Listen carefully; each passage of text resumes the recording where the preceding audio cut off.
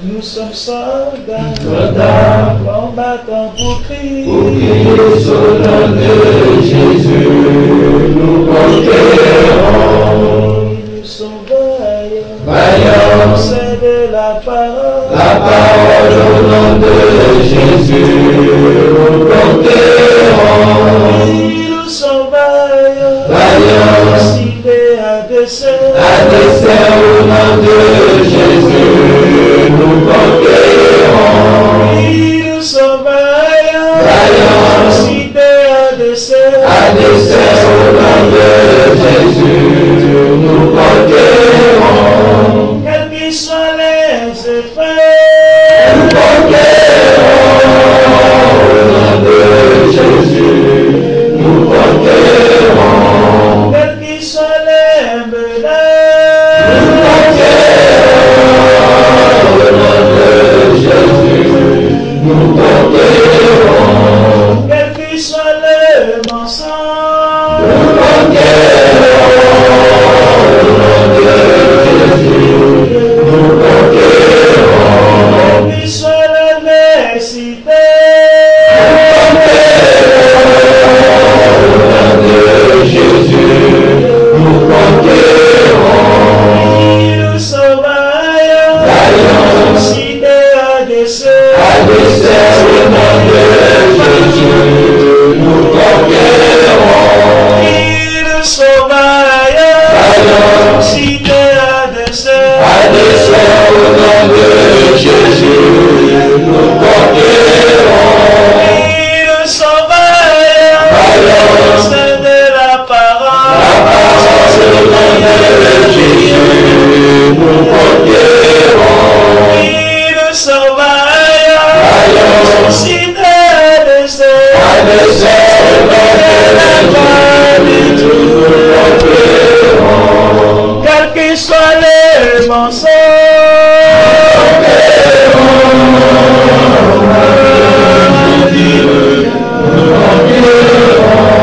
quels qu'ils soient les menaces,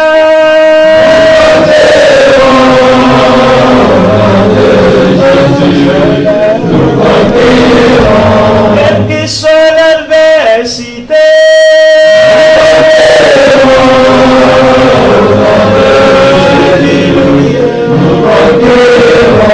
quelles qu'ils soient les persécutions,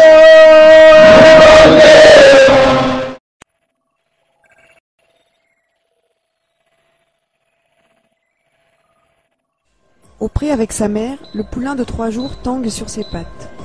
La seringue pénètre sous la peau du cou. Injection rapide et indolore. Le vétérinaire vérifie son lecteur portable. Le numéro d'identification s'inscrit à l'écran.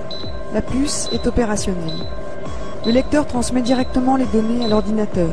Date de naissance, sexe, numéro des géniteurs, vaccination, allaitement, etc. Il sera désormais simple, en consultant les bases de données, d'assurer un suivi sanitaire rigoureux, de vérifier qui est le propriétaire du poulain et, en le scannant avec un lecteur portable, de l'identifier à tout moment. L'animal est entré dans le système. Il a le droit d'exister.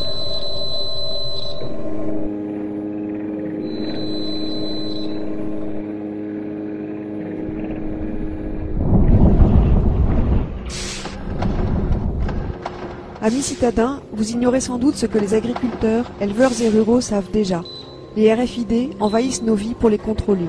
Non seulement en transformant les animaux en machines communicantes, mais en implantant dans chaque chose, chaque être, un mini mouchard électronique.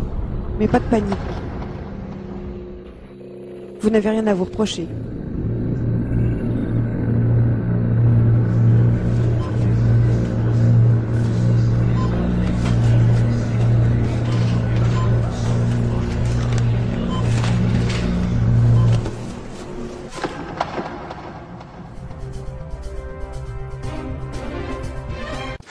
Elles facilitent les trajets en transport en commun, permettent d'éviter les attentes au péage.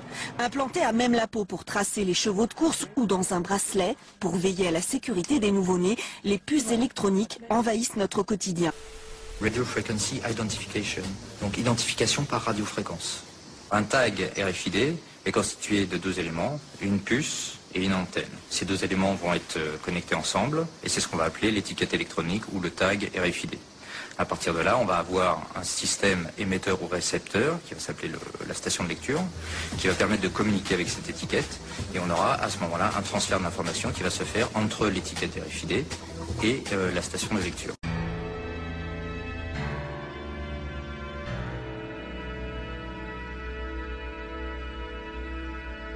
Les progrès techniques sont des choses qui apparaissent lentement. En général, il faut 40 ou 50 ans depuis la première idée jusqu'à la généralisation. Et en général, il faut trouver un cas particulier de départ qui est presque toujours une opération militaire. Dans ce cas-là, on ne manque pas à cette généralité. La RFID que vous avez parfaitement décrite comme étant une façon de reconnaître à distance un objet ou de l'identifier sans avoir lui demandé de sortir sa carte d'identité. Pour un objet, c'est rare qu'il ait une carte d'identité sur lui.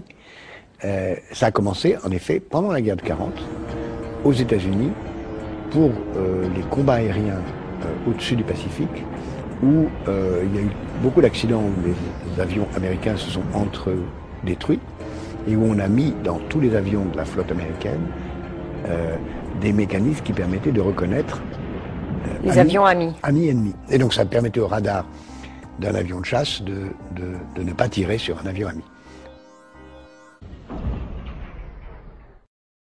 This paratrooper carries a radio beacon hooked onto his belt. It's the ground section of what's called the Rebecca Eureka system. His part is Eureka.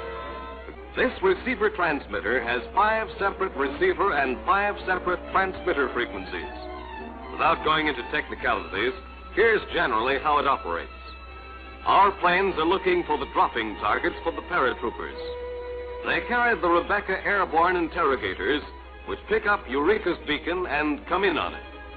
Eureka gives them azimuth and range indication.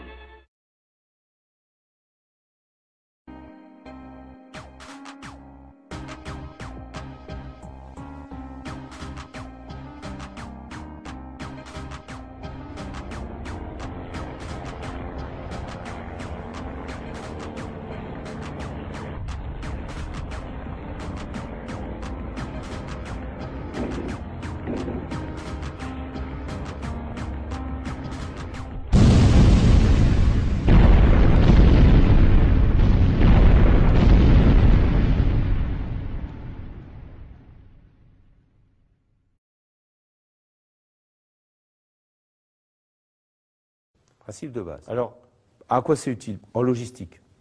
En logistique, vous mettez un RFID sur chaque boîte de conserve et vous pouvez savoir quel est l'usage, où est-ce qu'elles sont, chaque palette, où est-ce qu'elle est dans les déplacements. Vous mettez sur les animaux des puces RFID qui permet de savoir, d'avoir une traçabilité en fait à la fois dans le prêt, à l'étable et même après jusqu'au niveau du découpage de l'animal, vous pouvez avoir une traçabilité. Vous avez à juste titre employé le mot traçabilité.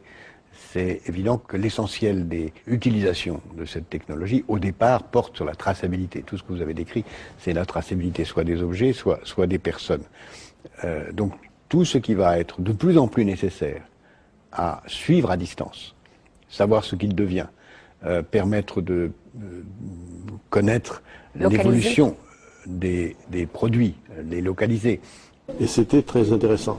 Mais ce que j'ai beaucoup apprécié aussi, c'est l'intervention de M. Moreau, de la DGE, parce qu'il a bien fait comprendre combien était reconnu le pôle traçabilité de la Drôme, Valence Drôme, et il nous a bien laissé entendre que quand même, puisqu'il y a une candidature donc pour être pôle traçabilité nationale et que finalement nous avions beaucoup d'atouts pour oser prétendre être lauréat de ce pôle et être dans quelques temps reconnu comme pôle national au niveau de la traçabilité, ce qui donne encore plus d'envergure à notre pôle et surtout ce qui justifie les engagements qu'ont eu dès le début, que ce soit la région, que ce soit le département de la Drôme et l'agglomération valentinoise, pour d'abord soutenir le pôle traçabilité. Ensuite. bon exemple, c'est les tags dans les pneus, qui vont permettre d'assurer la traçabilité des pneus au niveau de l'utilisation par le client. Vous pouvez nous présenter des choses concrètes? Oui, alors en fait, en mettant des petites bornes de ce type-là, oui.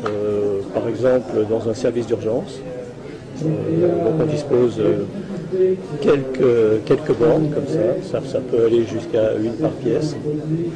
Et puis en équipant les patients de quelque chose comme ça, un bracelet, en fait sur le bracelet hôpital, nous ajoutons cette petite montre dans laquelle est embarqué le RFID actif. D'accord. Et sur cette base-là, le bracelet est détecté par la borne dans un rayon d'environ 30 mètres. Bonsoir, aujourd'hui on est au Crystal Lounge pour vous parler d'une nouvelle technique, celle du RFID qui se vend comme les techniques de la soirée de demain.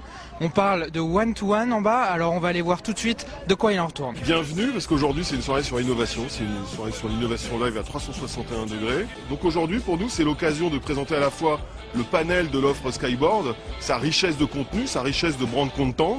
C'est aussi un moyen de prouver ce que c'est que ce marketing personnalisé, ce vrai one-to-one. Nos invités se sont inscrits sur les sites Skyboard. Ils ont tous reçu un badge RFID, une technologie qui est nouvelle et qui permet de vraiment faire du one-to-one dès le début de la soirée. Normalement, bonsoir François Gomez, je suis reconnu immédiatement grâce à ce badge. On est vraiment dans l'expérience one-to-one.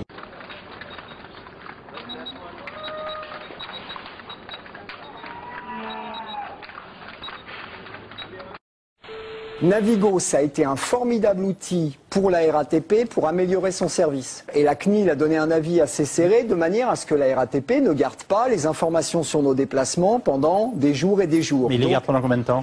Alors, il les garde pendant 48 heures. Pendant 48 heures, on sait absolument partout où j'ai été. Olivier Desjeux, vous êtes directeur d'Ingecom et vous avez développé un produit tout à fait étonnant. On va se trouver dans la configuration d'un centre commercial et on va prendre un panel de consommateurs volontaires. Alors prenons l'exemple de cette dame qui va être munie volontairement d'un badge et qui va aller faire ses courses dans les différents magasins d'un centre commercial. Et à chaque fois que la dame passe dans le magasin, elle est repérée par le contrôleur qui transmet l'information en temps réel.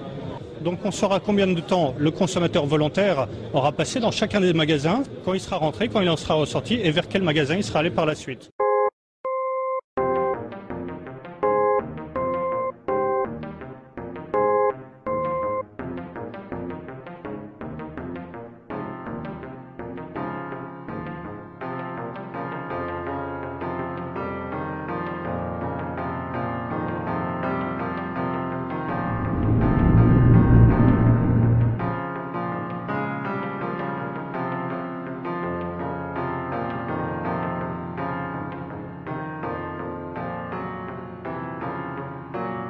Les salons le montrent bien, les technologies RFID sont OK, les systèmes informatiques sont prêts. Reste à savoir quelle sera la réaction des consommateurs face à ces puces RFID. Et là, il faudra une bonne dose de persuasion de la part des distributeurs et de leurs fournisseurs.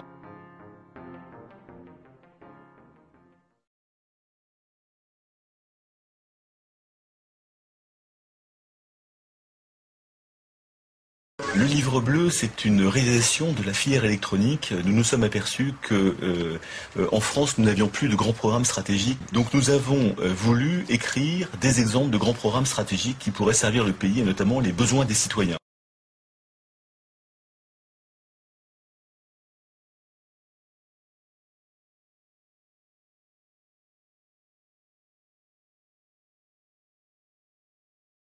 On préconisait l'utilisation de ces techniques modernes de carte à puce, d'identification et donc de biométrie dès le plus jeune âge, donc dès l'école maternelle. Alors ça a fait hurler, je dirais, quelques personnes en disant mais c'est scandaleux, mais pourquoi vous mettez ça dès l'école maternelle, c'est de l'embrigadement, etc. Une puce électronique et un scanner, c'est la nouvelle version du registre de présence de la responsable de cette garderie. Le matin, avec l'appareil, je scanne les enfants. L'heure d'entrée s'inscrit et le soir, l'heure de sortie s'inscrit aussi. Donc ça évite de devoir faire des papiers.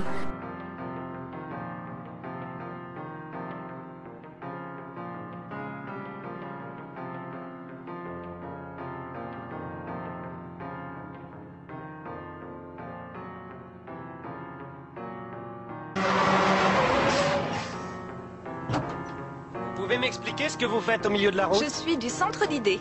Vous êtes perdu. Vous allez à Fresno. Fresno, exact. C'est la route d'Albuquerque. Comment savez-vous qu'on est perdu? Les colis nous le disent. Les colis? RFID, il y a des puces sur les colis. Poursuivre la cargaison. Les colis savaient qu'on était perdu. Peut-être que les colis devraient conduire. Très drôle.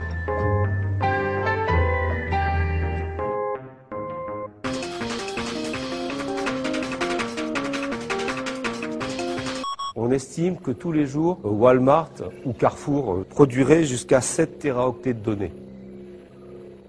Donc qui sait les stocker? Qui sait les exploiter? À quoi ça peut servir? On peut aussi se poser cette question-là. Est-ce que ce n'est pas des données qui vont rentrer et sortir dans le système sans avoir aucun intérêt? D'où l'enjeu technique, qui est un enjeu proprement technique. Et vous savez, quand vous mettez un challenge technique à des ingénieurs, ils vont chercher à le résoudre. Ça va leur plaire.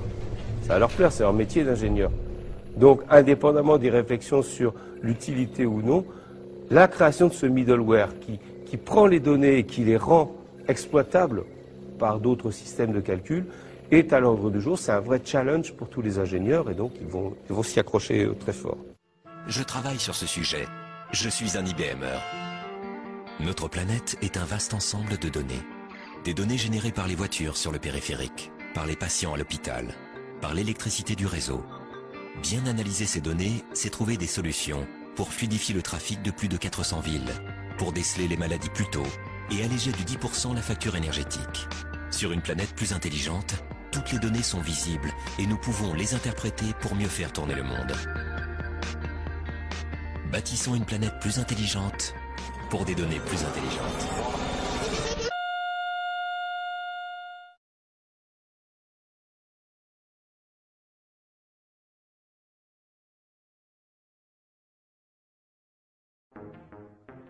In 1933, there was no computer. What there was the IBM punch card system, which controlled and stored information based upon the holes that were punched in various rows and columns. Naturally, there was no off-the-shelf software as there is today. Each application was custom designed, and an engineer had to personally configure it. Millions of people of all religions and nationalities and characteristics went through the concentration camp system. That's an extraordinary traffic management program that required an IBM system in every railroad direction and an IBM system in every concentration camp.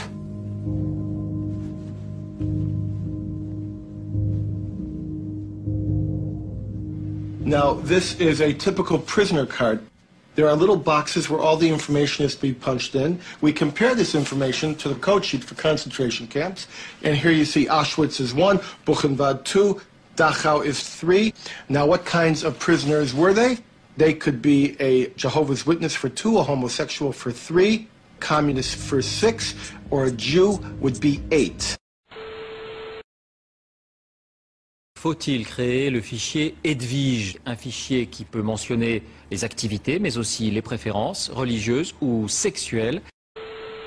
Now, what was their status? 1 was released, 2 was transferred, 4 was executed, 5 was suicide, and 6. Code 6. Sonderbehandlung, special treatment, meant the gas chamber or sometimes a bullet. They would punch that number in, the material was tabulated, the machines were set, and of course, the punch cards, by the millions, had to be printed, and they were printed exclusively by IBM, and the profits were recovered just after the war. Bâtissons une planète plus intelligente. On est parti pour augmenter ce genre de contrôle. On le voit bien avec les passeports numériques, on le voit bien avec les cartes d'identité, on le voit bien avec les cartes santé, où il y a toujours des cartes à puce avec des informations, je dirais, biométriques. Nous ne sommes pas là pour savoir si c'est trop ou pas assez. Nous sommes avant tout des industriels et nous mettons en place les systèmes, les équipements pour servir la police, la justice et l'armée.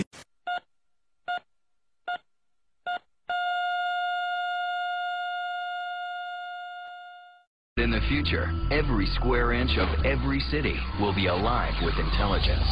Because every street and every building will have a network of microcomputers built right into them. Dr. Chris Piester calls it smart dust. A smart dust particle or mote is a wireless sensor with sensing, computation, communication, and power in one package. These all-in-one microcomputers will be small, very small. The size of a mote today is about the size of a grain of rice. Tiny specks of computer smart dust will form a vast invisible network that can help manage the infrastructure of even the largest city. Smart cities in the future will take this low power, inexpensive, small technology and basically distribute it everywhere. Mais maintenant, on va parler presque directement des producteurs de données, c'est-à-dire des capteurs, de tous les objets qui sont capables de plus en plus de se connecter directement à l'Internet. Alors tout le monde rigole sur le frigidaire qui fait les commandes directes à Carrefour, en fonction des usages. Bon, c'est une caricature, mais on s'aperçoit qu'en fait, on a de plus en plus autour de nous, et on aura de plus en plus, des outils communicants, des objets communicants, capables de se brancher sur l'Internet et d'y récupérer ou d'y donner des informations. Ça se fait principalement par les réseaux hertziens, hein, soit en mode Wi-Fi, soit avec des systèmes, des mesh networks, c'est un système qui s'auto-reconfigure. On peut imaginer des systèmes capables d'émettre à une distance d'1 mètre ou 2 mètres et qui vont être capables de repérer le nœud le plus proche dans cette distance-là et de reconstruire comme ça un réseau qui, à un bout de la piste, va être connecté à l'Internet. Et donc, imaginez des capteurs comme ça, par exemple des capteurs environnementaux, des capteurs qui calculent le taux de dioxine, des capteurs pour le taux de CO2, la température, enfin. Accessoirement, c'est utilisé par les militaires, cette idée-là, pour avoir une vision du champ de bataille. Donc, derrière l'Internet des objets aussi, donc il y a des nouvelles reconfigurations de réseau, et puis il y a l'idée que chaque objet va avoir un identifiant. D'où le passage à ce qu'on appelle IPv6, donc qui va avoir des adresses Internet, des adresses IP, sur 32 bits, donc la possibilité de nommer des millions et des millions d'éléments. Donc on pourra penser que chaque objet sur la planète finira par avoir son identifiant Internet unique. Au cœur de l'Internet des objets, il y a ce qu'on appelle les RFID, Radio Frequency Identification. C'est l'idée d'une petite puce qui contient une information qui est lisible à distance, sans contact.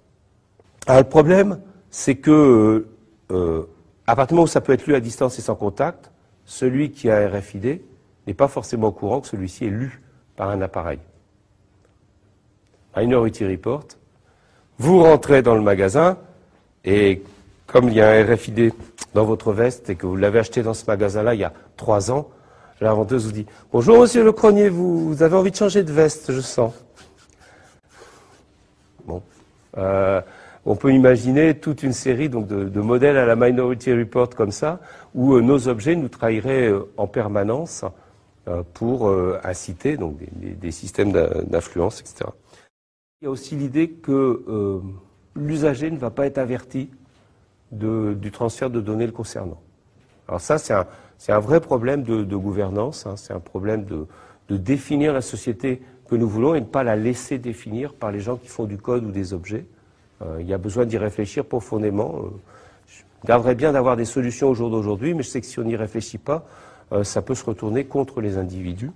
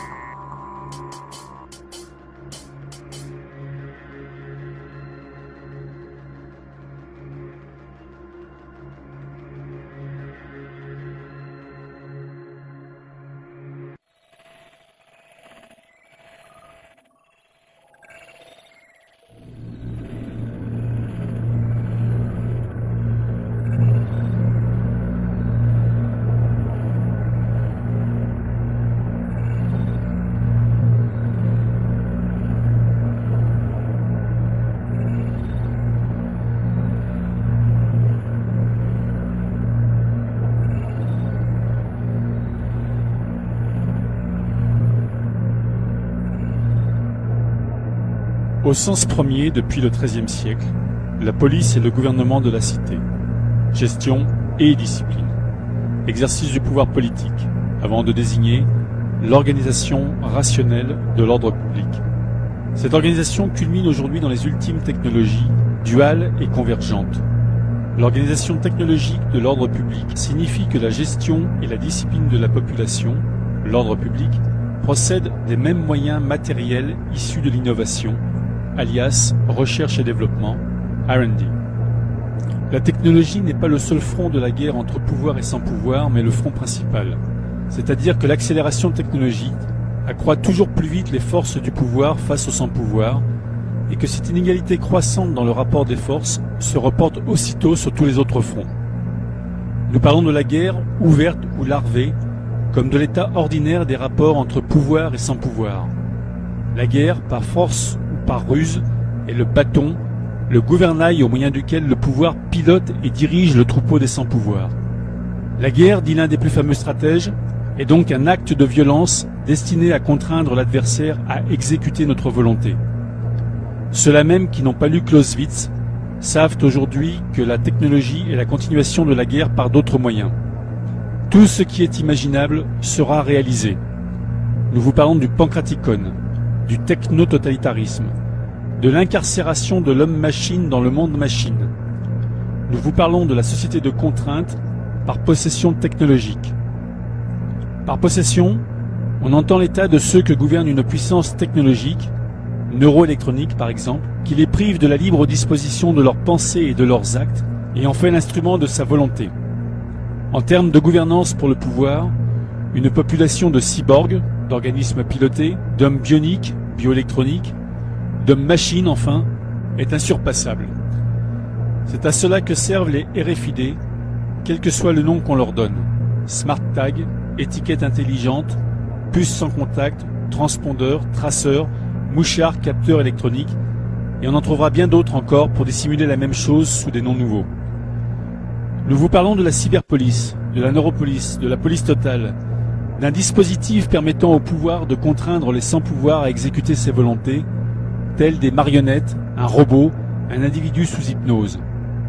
On voit que la technologie est la continuation de la police, du pouvoir politique par d'autres moyens, et que cybernétique et neurotechnologie couronnent ce rationalisme policier qui prétend faire de nous des insectes sociaux et de l'humanité une fourmilière machine. Au niveau général, surplombant, les RFID rendent possible le projet de pilotage planétaire du monde machine vendu par IBM au pouvoir. Pas un être, pas un homme, un objet, un arbre, pas un animal sans son matricule et sa puce incorporée. Au niveau individuel, à hauteur d'homme, les RFID et leurs implants cérébraux rendent possible le projet de pilotage d'homme-machine auquel travaille, parmi bien d'autres, le laboratoire Clinatech du CEA Minatech de Grenoble. Toutes ces choses, même confusément, vous les connaissez. Et vous les connaissez pour vrai, même si vous ne voulez pas les connaître. Est-ce le souvenir, confus aussi, des défaites au goût de cendre qui détournent vos regards? Nos aïeux ont résisté des siècles et décennies à l'imposition d'un titre d'identité unique. Ce n'est qu'à l'automne 1940, sous la botte de la Révolution nationale et de l'occupation nazie, qu'ils ont dû accepter la carte d'identité obligatoire et le numéro d'inscription au répertoire. Celui-là même que vous nommez aujourd'hui votre numéro de sécurité sociale et que vous porterez quelques jours dans votre puce incorporée. Vous en savez déjà suffisamment, nous aussi. Ce ne sont pas les informations qui nous font défaut. Ce qui nous manque, c'est le courage d'admettre ce qui nous arrive et de nous y opposer radicalement, c'est-à-dire jusqu'à l'abolition de tout moyen d'identification des individus par le pouvoir. C'est au moyen de cette opposition que nous consacrerons maintenant notre discussion.